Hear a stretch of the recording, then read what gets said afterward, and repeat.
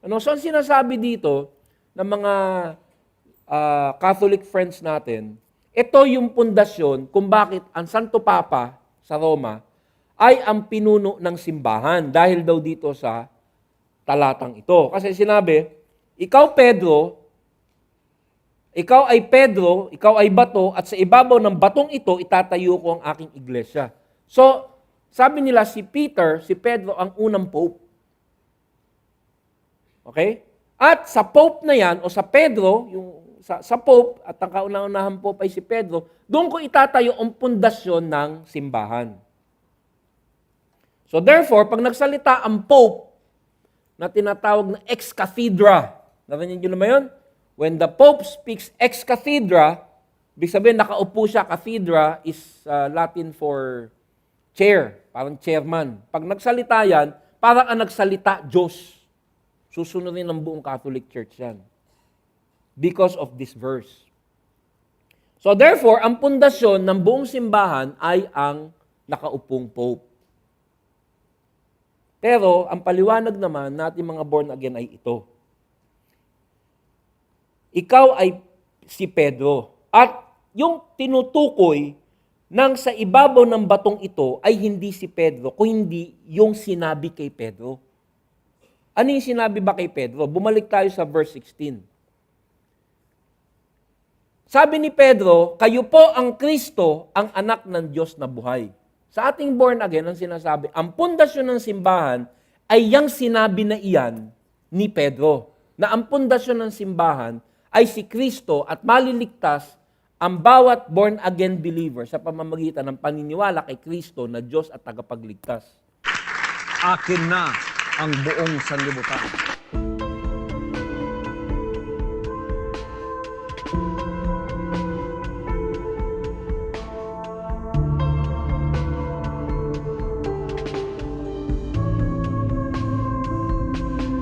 Inutil! Tarantado!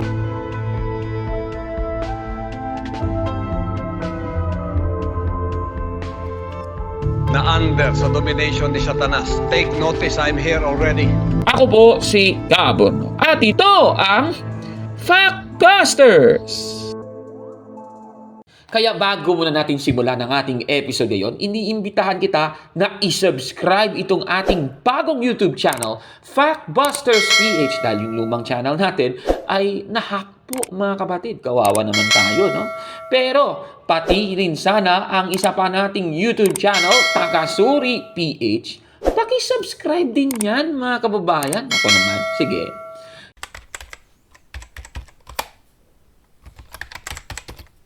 Magandang araw mga kapatid and welcome naman sa isang episode ng Factbusters PH.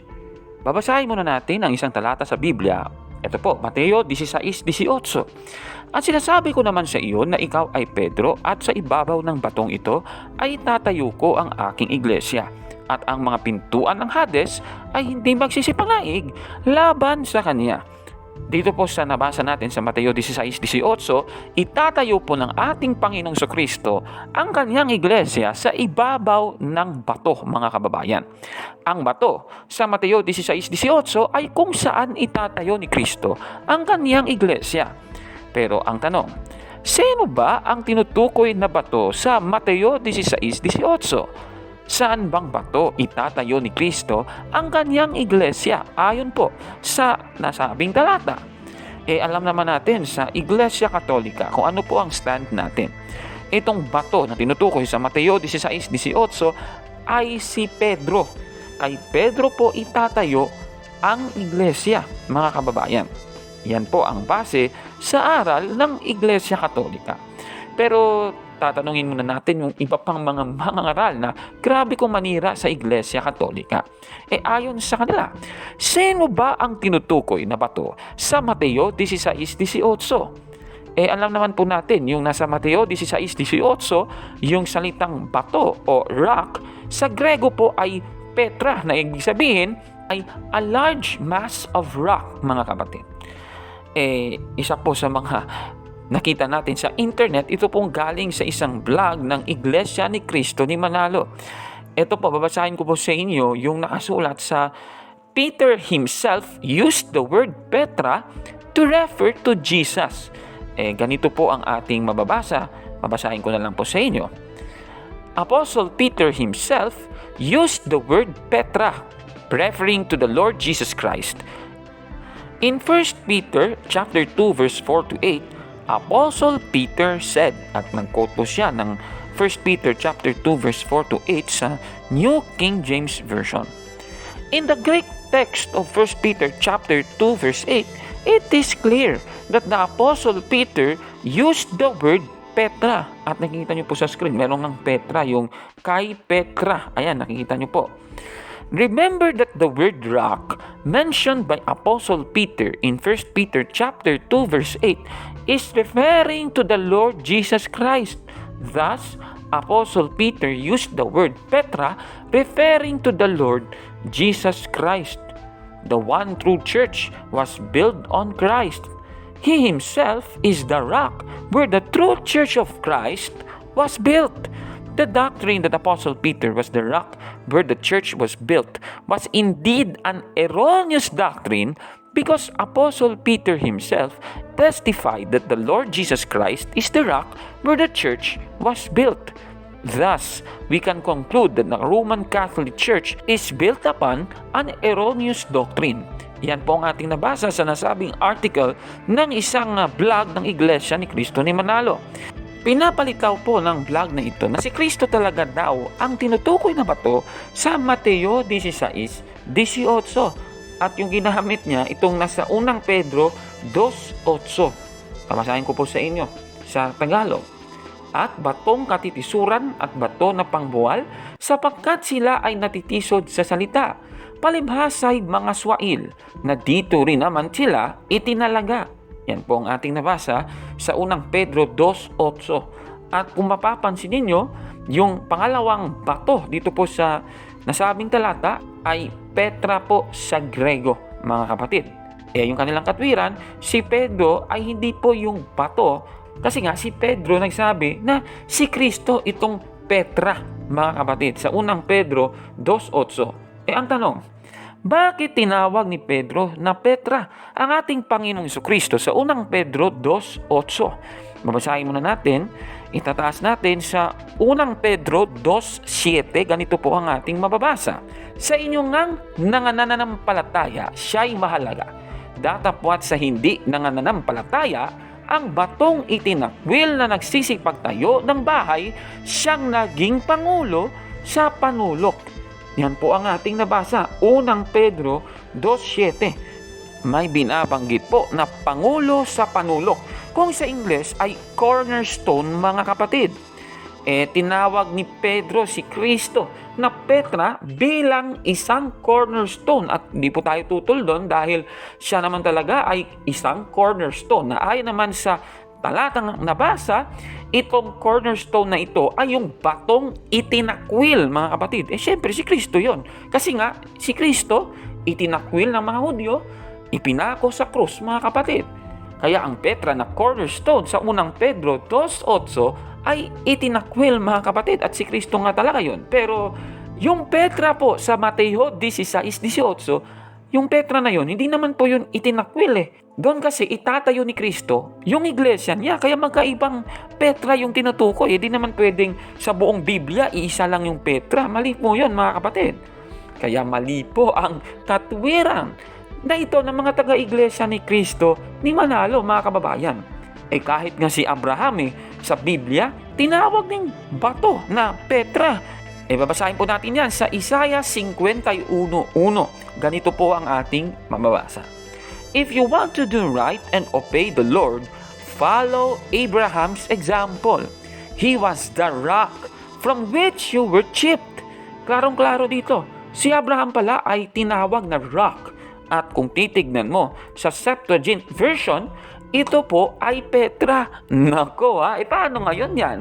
Di ba? So, ibig sabihin, ibig bang sabihin ito? Siya na rin ang bato, si Abraham, na tinutukoy sa Mateo 16:18. Mukhang mali ata yung katwiran ng iglesia ni Manalo. Kaya, busted yan! Mali yan! Naku, palpak talaga. So, mali talaga yung kanilang katwiran. Sino ba ang tinutukoy na bato naman sa Mateo 16:18 ayon po sa isang dating pastor ng Christ's Commission Fellowship, si Pastor E.J. Del Mundo, na ngayon ay pastor na sa Grace Fellowship Church, mga kapatid. Eto, tatanungin natin siya, mga kapatid. Panoorin niyo yung kanyang pahayag. Medyo mahaba lang, pero panoorin niyo po, mga kapatid.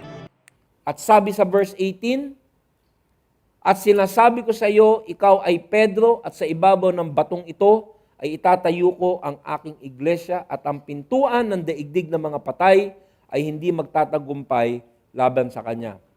Bigyan niyo po sa akin ang inyong atensyon sapagkat dapat niyong maunawaan itong talatang ito. Ang sabi niya, sinasabi ko sa iyo, pagkasabi ni Pedro nung katotohanan na yun, sa ibabaw ng batong ito, kasi yung pangalan ni Peter na Pedro, sa Greek yan, small stone o maliit na bato. Ngayon sinabi niya, sa ibabaw ng batong ito naman sa malaking bato. So ang sinasabi dito ng mga Catholic friends natin, ito yung pundasyon kung bakit ang Santo Papa sa Roma ay ang pinuno ng simbahan dahil daw dito sa talatang ito. Kasi sinabi, ikaw ay Pedro, ikaw ay bato, at sa ibabaw ng batong ito, itatayo ko ang aking iglesia. So, sabi nila si Pedro ang unang pope. Okay? At sa pope na yan, o sa Pedro, sa pope, at ang kauna-unahang pope ay si Pedro, doon ko itatayo ang pundasyon ng simbahan. So therefore, pag nagsalita ang pope, na tinatawag na ex cathedra, narinig nyo naman yun? When the Pope speaks ex cathedra, ibig sabihin nakaupo siya, cathedra is Latin for chair, parang chairman. Pag nagsalita yan, parang ang nagsalita Diyos. Susunodin ng buong Catholic Church yan. Because of this verse. So therefore, ang pundasyon ng buong simbahan ay ang nakaupong Pope. Pero ang paliwanag naman natin mga born again ay ito. Ikaw ay si Pedro. At yung tinutukoy ng sa ibabaw ng batong ito ay hindi si Pedro, kundi yung sinabi kay Pedro. Ano yung sinabi ba kay Pedro? Bumalik tayo sa verse 16. Sabi ni Pedro, kayo po ang Kristo, ang anak ng Diyos na buhay. Sa ating born again, ang sinasabi, ang pundasyon ng simbahan ay yang sinabi na iyan ni Pedro. Na ang pundasyon ng simbahan ay si Kristo at maliligtas ang bawat born again believer sa pamamagitan ng paniniwala kay Kristo na Diyos at tagapagligtas. So ang pundasyon ng simbahan ay hindi tao, kundi si Kristo. Kaya nung sinabi ni Pedro na ikaw ang Kristo, ang Diyos na buhay, sabi ni Jesus sa kanya, ikaw, Pedro, ikaw ay si Pedro, sa ibabaw ng batong ito, dun sa sinabi mo, aking itatayo ang simbahan. At ang pintuan ng daigdig ng mga patay ay hindi magtatagumpay laban sa kanya. Sabi sa unang Korinto 3:11, sapagkat wala nang ibang pundasyong maaaring ilagay maliban sa nailagay na, walang iba kundi si Jesucristo. So dito natin makikita ang unang pagsabi ng salitang simbahan o ng salitang church o eklesiya. Ang eklesiya is the word for church o sa salitang simbahan. Eklesiya, ang ibig sabihin niyan, yung mga tinawag. Tulad mo, tinawag ka. Ano yung tawag? Si EJ. Jay. Sino yun? Aking ka na. Yun yung sinasabi ko sa inyo kanina, na sa gitna ng yelo, bigla na lamang nagbago. Bigla na lamang ako nagkaroon ng pagnanais, matinding pagnanais na hanggang ngayon ay naandito pa, na tumawag sa Diyos, humingi ng tawad, at tanggapin siyang aking tagapagligtas. At habang ako'y lumalago, nagiging punterya at prioridad ng aking buhay yung aking relasyon sa Diyos. At yan ang ebidensya ng isang tunay na Kristiyano. Hindi perpekto, ngunit lumalago. Sapagkat siya ay tinawag. Ba't ka nandito? Alam mo bang ang daming palabas ngayon na maganda? Oo, ang dami. Ba't nandito ka? Di ba? Ang lamig-lamig. Haba-haba ng sermon. Alam mo kung ba't nandito ka? Kasi merong inilagay, may tawag sa'yo na nag-uuwi sa'yo ngayon, nag-uudyok sa'yo, na hanapin ang katotohanan na nagpapakain sa iyong kaluluwa. At alam mo yan. So itong iglesia, ang pundasyon nito ay kung sino si Jesus. At ang nakakakilala nito ay ang mga tinawag na ngayon ay tinatawag na eklesiya, iglesia, o ang church. So ang church hindi yung building, kundi yung kapulungan ng mga tao na tinawag sa pamamagitan ng mamirakulong paghahayag na kung sino si Jesus. At lahat tayo ngayon ay tinatawag na Kristiyanos. Mga Kristiyano, Christians, little Christ, bagong mga nilalang. Napanood niyo po mga kapatid, si Pastor E.J. Del Mundo, isa pong Grace Fellowship Church pastor, born again Christian po yung kanilang dinadalang relihiyon. Sabi niya, ang sinabi daw ni Pedro, yung pag-amin niya, yung tinutukoy na bato sa Mateo 16:18. Ano po ba yung tinutukoy niyang sinabi ni Pedro? Yan po yung sinasabi sa 16:16 ng Mateo. Ganito po ang ating mababasa. At sumagot si Simon Pedro at sinabi, ikaw ang Kristo, ang anak ng Diyos na buhay. Dito po, meron pong ikinonfess si Pedro. At yung confession ni Pedro, sinabi niya na, ikaw ang Kristo, ang anak ng Diyos na buhay. At yan daw yung tinutukoy na bato sa Mateo 16:18, mga kapatid. Ayon po sa pastor na ito.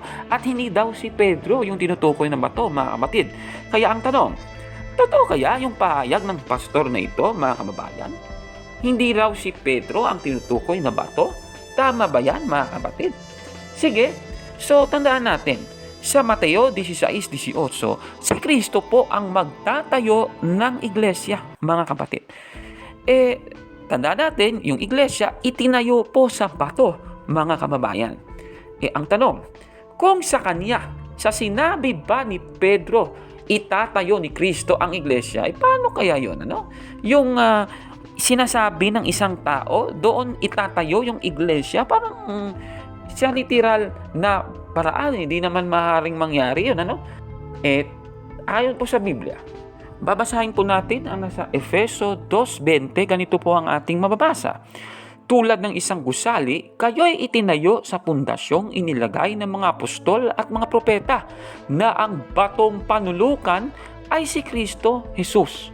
Dito po sa ating nabasa, yung pundasyon po ay inilagay ng mga apostol at mga propeta. Dito po sa ating nabasa, yung sambahayan ng Diyos ay itatayo sa pundasyon. Yung pundasyon, tao po yun, mga kapatid. Kaya hindi po maaaring maging foundation ang confession ni Peter dahil tao lang po ang pwedeng maging foundation, mga kababayan, ayon po sa ating nabasa, mga kapatid. Ano ba ang masasabi ni Pedro tungkol po dito na kung saan itatayo ang iglesia ng ating Panginoong Jesucristo? Sa unang Pedro 2:5, ganito po ang mababasa.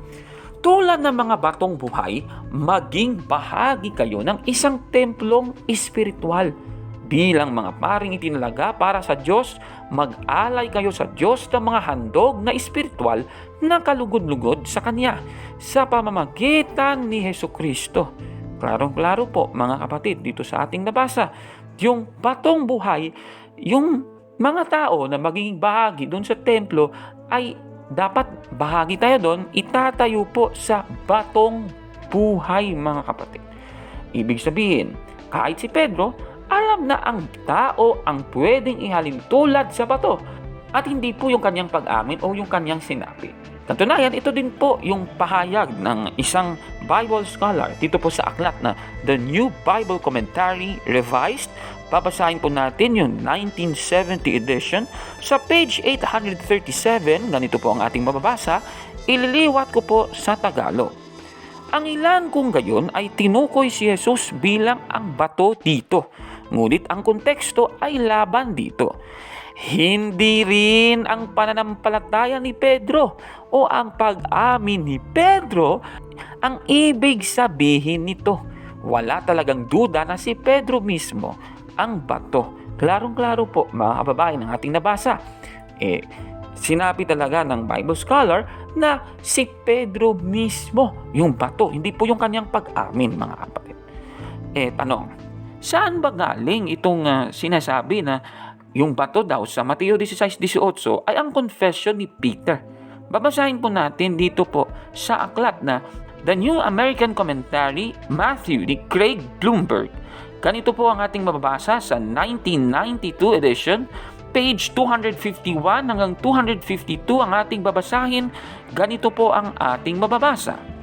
Palaging sinasabi na ang bato ay si Kristo o ang pag-amin ni Pedro tungkol kay Kristo, lalong-lalo na noong mga araw ng Protestant Reformation at si Luther. Ang mga ito ay labag sa tradisyonal na sinasabi ng Iglesia Katolika na si Pedro ay ang unang papa at ang pundasyong naitayo sa talatang ito. Ngunit, ang tamang interpretasyon ng verse 18 hanggang 19 ay walang duda at walang dapat na objection na si Pedro itong bato. Klarong-klaro po lang ating nabasa mga kababayan, ibig sabihin galing pala kay Martin Luther at sa kanyang Protestant Reformation ang ideolohiyang ito. Tinataguyod pala ng mga Protestante ang ideolohiyang ang confession ni Peter ang tinutukoy na bato sa Mateo 16:18 at hindi po yan galing sa mga apostol mga kababayan.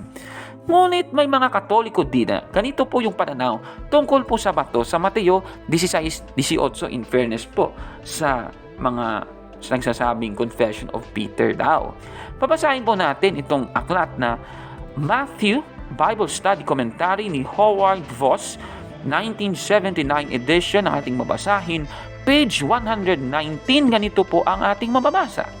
May ibang nagtuturo na ang bato na kung saan ang kanyang iglesia itatayo ay ang pag-amin ni Pedro at kadalasan nilang ginagamit ang Gawa 8:36 hanggang 37, Roma 10:9 hanggang 10 at unang Juan 4:15 para suportahan ito.